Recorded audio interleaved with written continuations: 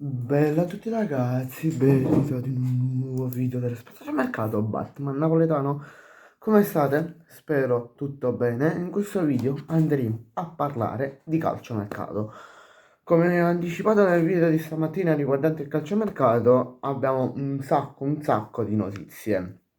Ragazzi, vi do gli auguri di vigilia di vigilia di Capodanno perché questo video uscirà verso le 6, massimo alle 7 quindi io lo sto registrando alle 4, quindi già vi do gli auguri ehm, di buon anno e vabbè penso di fare un post o un piccolo shorts, non lo so.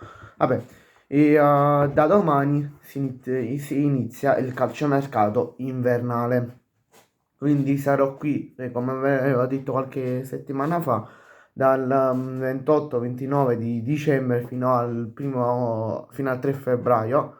Sarò qui con voi a, a far portare gli episodi di calciomercato. Allora, partiamo subito.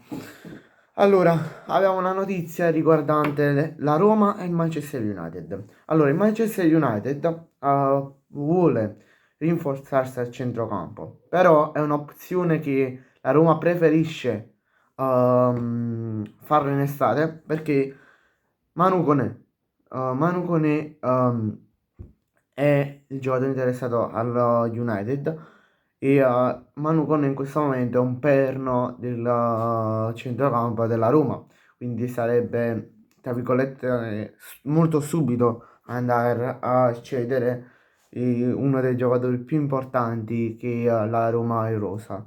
La Roma ha già anticipato il Manchester United sui costi e preferisce, chiede minimo 60 milioni di sterline, che in euro sarebbero 62 milioni di euro, 63 più o meno, non mi ricordo precisamente la differenza tra sterlina e euro. Vabbè, poi abbiamo una notizia anche riguardante la Fiorentina, che domenica, se non sbaglio, domenica, sabato, non mi ricordo, vabbè, ha perso, e vabbè, si vuole rinforzare a centrocampo.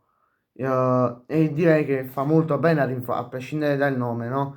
Io sono sempre dell'idea che per, diciamo, ricostruire una squadra oppure costruire una squadra da zero, bisogna avere un centrocampo ottimo, di qualità. Non dico Kevin De Bruyne, Modric e Jude Bellingham, ma avere un centrocampo che si rispetti e che fa girare la squadra. Vabbè, questo qua non è un nome molto chissà che, perché la Fiorentina è interessata a Brescianini dell'Atalanta e non è un nome così tanto, però è un buon nome per ripartire, è un buon nome per ripartire. Poi il Venezia, squadra di Serie B, che al momento è in Serie B, retrocessa se non sbaglio l'anno scorso, sì l'anno scorso, il Venezia è su Ambrosino. Giuseppe Ambrosino, attaccante del Napoli, lo vorrebbe per gennaio, no, è in prestito per farlo crescere,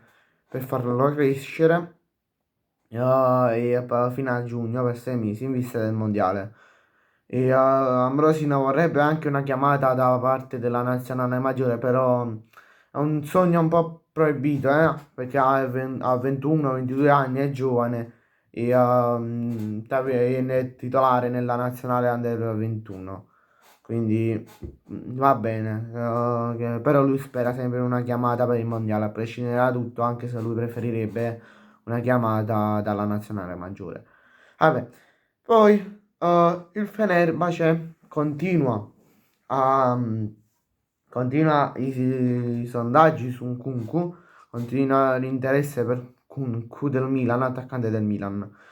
Al momento non ho tanti aggiornamenti, volevo riportare ehm, che si stavano aumentando i contatti tra le due società con il calciatore, però poi al momento non ho più, non ho più aggiornamenti. Poi abbiamo un'altra notizia sulla Roma. La Roma vuole rinforzarsi per la difesa. Al momento ha due nomi provenienti dalla Premier League.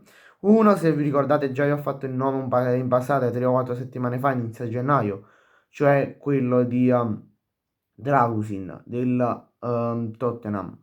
è un nome che già vi ho portato e vi confermo che la Roma è ancora su di lui, anche se si è parlato poco di un possibile trasferimento alla Roma, però stanno aumentando i contatti. Poi c'è anche il difensore del Chelsea, che potrebbe interessare a Giampiero Gasperini. Poi il Chelsea, Real Madrid, Manchester City, Liverpool e Bayern Monaco, il Bayern Monaco, sono su un difensore, cioè Mark Guay del Crystal Palace. Però tutte le squadre al momento diciamo, stanno iniziando a sondare il giocatore, stanno avendo primi contatti con i giocatori. Poi, come ultima notizia, abbiamo una riguardante il Napoli e la Roma.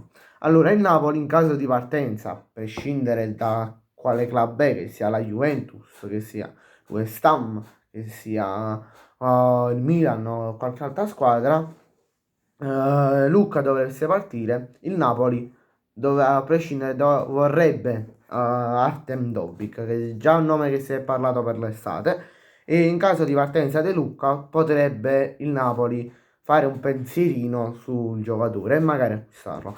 Bene ragazzi, grazie a tutti per la visione, ci vediamo in un prossimo video, mi raccomando iscrivetevi al canale e lasciate un bel like. Ciao!